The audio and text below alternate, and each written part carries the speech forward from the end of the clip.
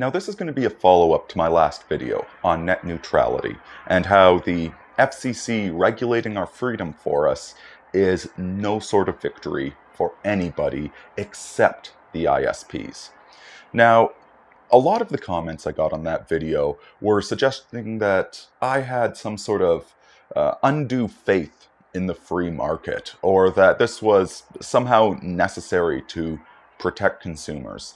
And all of this, I think it speaks to a terrible ignorance of how the free market actually operates, why it is that people advocate free market solutions rather than government expansions, and also misses the core issue of all of this, which really is morality. And to try and explain what I mean by that, there's a video posted by Ann Barnhart a couple of years ago. I'll link to it down below. And well, to describe this woman, if there is a single paladin left on the planet, it is her. She was discussing the current issues that we're having in financial markets, and particularly targeting the gold bugs, the libertarians who want to return to a gold standard. Now, while I'm not the biggest fan of fractional reserve lending, she correctly points out that a gold standard is not going to correct all the problems we have in the current marketplace. We've had gold standards in the past, and when the governments wanted to behave immorally and wanted to start playing fast and loose with the way money works, back then instead of printing dollars, all they did was add less valuable metal to the coins. You know, minting coins that weren't 100% silver or gold. And the exact same thing happens. And in fact, that's happening right now. A lot of the gold out there is nothing but gold leaf around a tungsten core. As she points out, all of this is about morality. All of this is about 1 + 1 = 2, about not playing shell games with the way money works. And the exact same thing goes for excesses and abuses of the free market. Now, the free market has two big ways that it tends to go wrong. You know, monopolies and externalities. These are the things that get the most criticism. And correct criticism. You see, the thing about the free market is that you enter the free market with the assumption that everybody's trying to screw you. Every company wants to charge the most they can while providing the least that they can get away with. And one of the best ways to do that is to achieve a monopoly. Now, every business to a certain degree is a monopoly. For instance, if you go to a convenience store, they have a local monopoly. Nobody else can come into that convenience store and try and sell Gatorade at a lower price than them. They have a local monopoly there. You'd have to walk 2 blocks out of your way to go to a cheaper convenience store, and they're gambling that you won't. Now, the problem with monopoly run excessively, the sort of monopoly that upsets people, that people complain about, is when one particular company captures the entire market and thus can charge whatever they want because there's no longer any competition keeping them in check.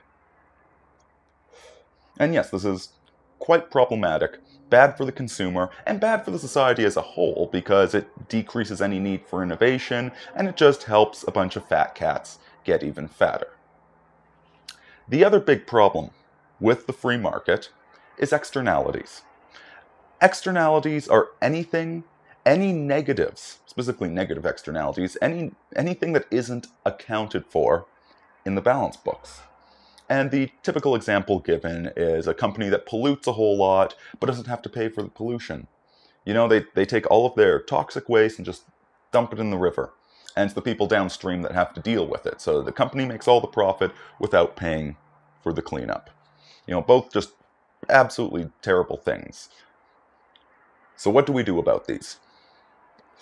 Well, the current solution is bring in government regulation. So we have antitrust laws to break up large corporations and say, no, you're you can't do that, you're limiting competition, we're going to chop you up and prevent you from doing that and fine you money to ensure that the consumer is protected. The other solution is regulation for environmentalism, etc., to make sure there are no negative externalities.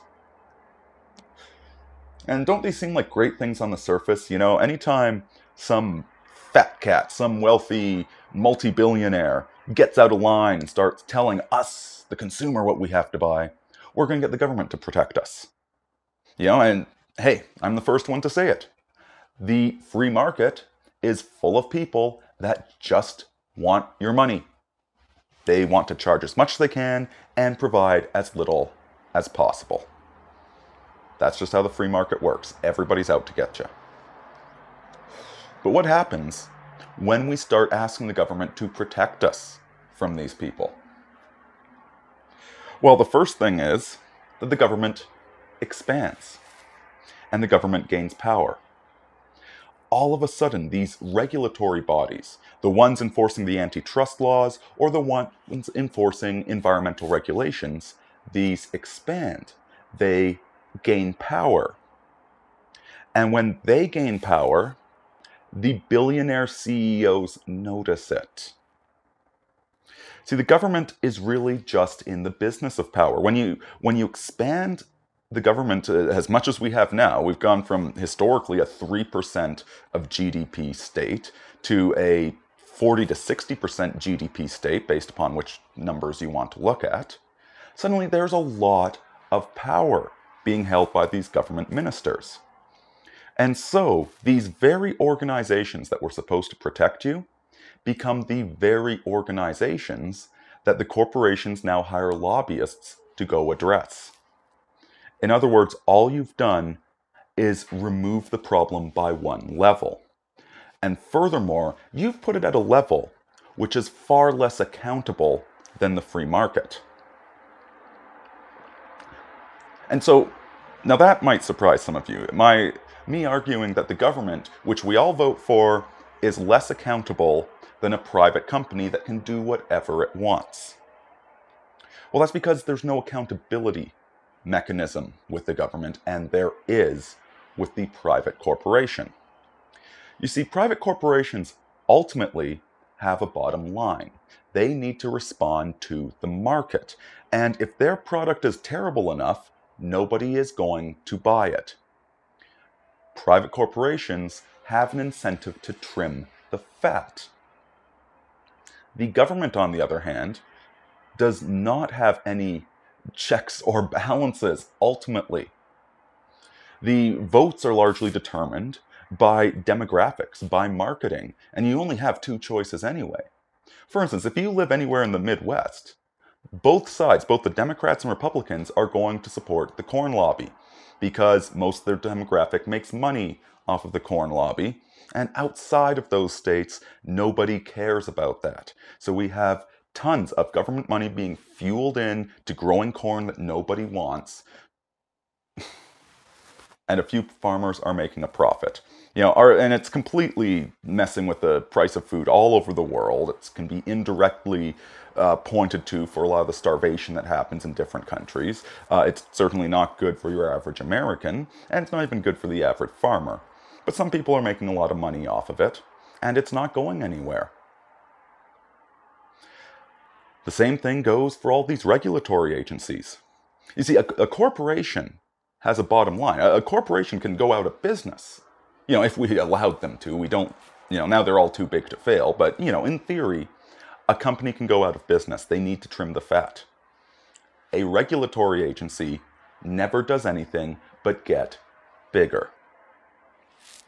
So the regulatory agency can get more and more rules that are harder and harder to interpret, giving all sorts of jobs for lawyers. And the companies start hiring more and more lobbyists to influence these laws.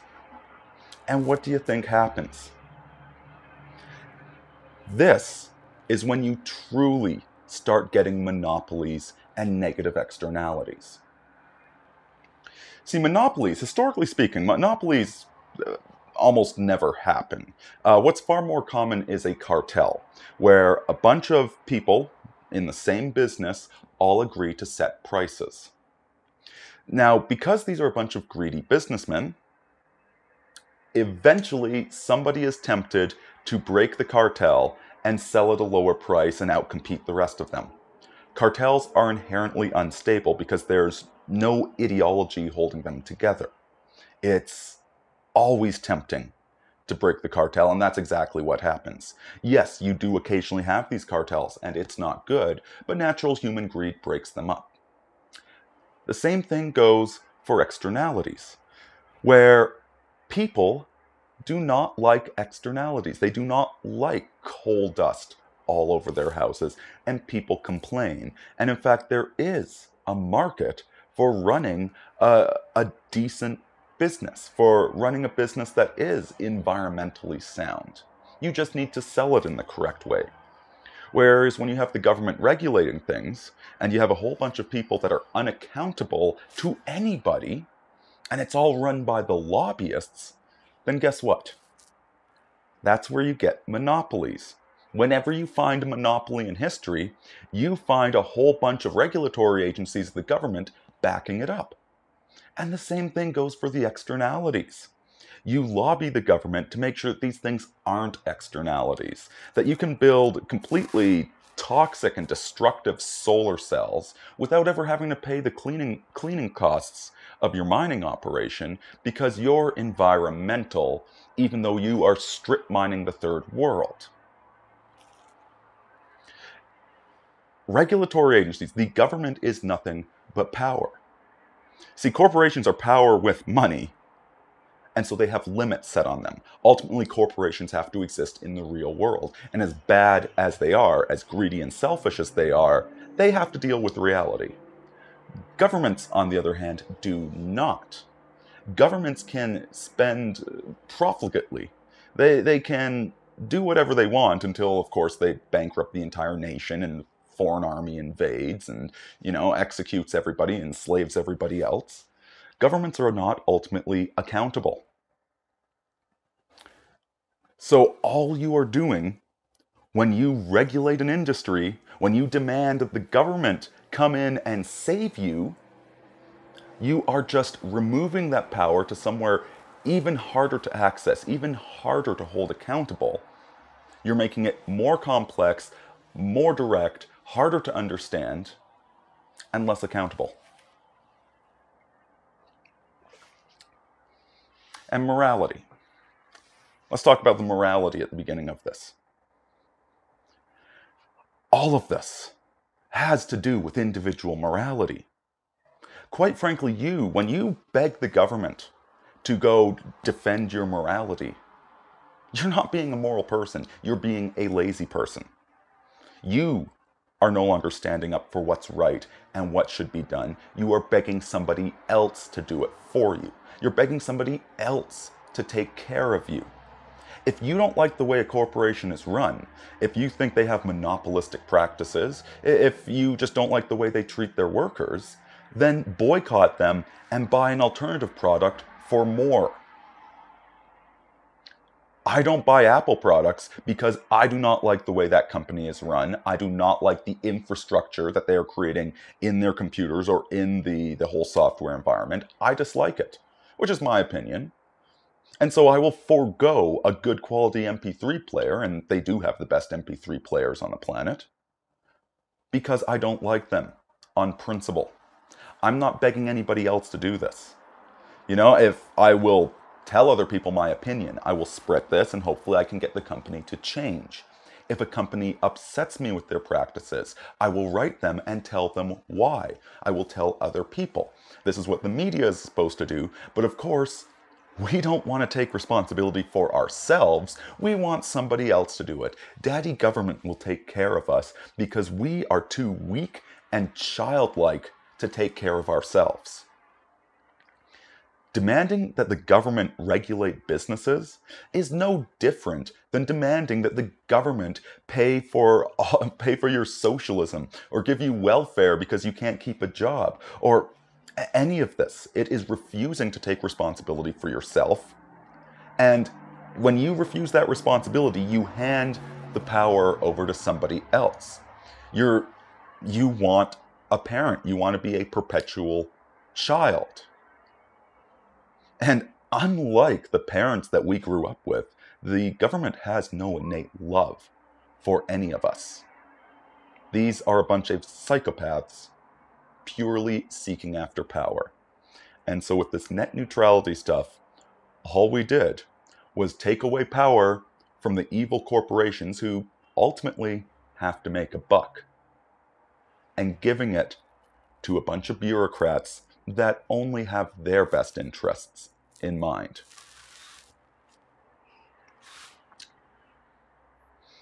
Now, if that doesn't convince you that this net neutrality thing is not what it's being made out to be, let's just go back to the facts quickly. Net neutrality was a term invented by the FCC about 15 years ago. The problems that it's supposed to address don't really exist. You can point to a few ISPs acting like jerks, but we already had a solution there. Google Wire was going to be coming in and undermining them and forcing them to treat their customers better. In other words, the free market was working. And third, this legislation is 332 pages long. It's been passed, and they still haven't shown us what's in it. And you're telling me that these guys have our best interests at heart, and that all of this is going to work out just swimmingly for us. It's not going to be websites requiring to register with the FCC and getting shut down if they have the wrong sort of content. No, this is just about making sure we can get access to Netflix without having to pay an extra $20 a month. Right. Quite frankly, if you think you can pay somebody else to be moral for you, you're out to lunch. And that's exactly what this is. When you beg the government to do what you should be doing, you're paying somebody else to be moral. And you are the only person that can live with your own virtue. Arini out, folks.